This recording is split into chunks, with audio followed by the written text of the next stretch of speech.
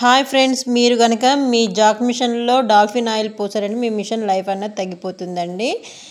నేనైతే మిషన్ తీసుకున్న తర్వాత ఒక్కసారి అనుకోకుండా పోసాను నేను. నాకు మిషన్ ఆయిల్ చేంజ్ చేద్దాం కదా అని చెప్పి 6 మంత్స్కి చేంజ్ చేయమని చెప్పి షాప్ వాళ్ళు చెప్పారు. అప్పుడు నేను ఏం చేశానంటే మిషన్ ఆయిల్ ఇమ్మన్నాను, వాళ్ళు నాకు డాల్ఫిన్ ఆయిల్ ఇచ్చేసారు. సరే అని చెప్పి తీసుకొచ్చి పోసాను. తీసుకొచ్చి పోసిన తర్వాత ఒక 3 మంత్స్కి ఒకసారి నేను మిషన్ లేపి చూస్తా అండి, మొత్తం అంతా మిషన్ లోపల ఈ ఆయిల్ పోసే ప్లేస్ మొత్తం నల్లగా అయిపోయింది. ఎందుకు ఇలా నల్లగా అయిపోయింది అని చెప్పి నేను అనుకుని వెంటనే క్లీన్ చేసేసి మళ్ళీ డాల్ఫిన్ ఆయిలే పోసాను నాకు తెలియక. తర్వాత సర్వీస్ చేసే అతన్ని అడిగాను నేను, ఏ మిషన్ ఇలా నల్లగా అవుతుంది ఎందుకంటారు అంటే అతను డాల్ఫిన్ ఆయిల్ పోస్తున్నారా మేడం మీరు, జాక్ ఆయిల్ పోస్తున్నారా అంటే డాల్ఫిన్ ఆయిల్ అని చెప్పాను. డాల్ఫిన్ ఆయిల్ పోయకూడదండి, పోస్తే ఇలా మిషన్ అంతా ఇదంతా నల్లగా అయిపోతుంది అని చెప్పి అనేసరికి నేను వెంటనే క్లీన్ చేసేసి జాక్ ఆయిల్ తెప్పించి పోసాను.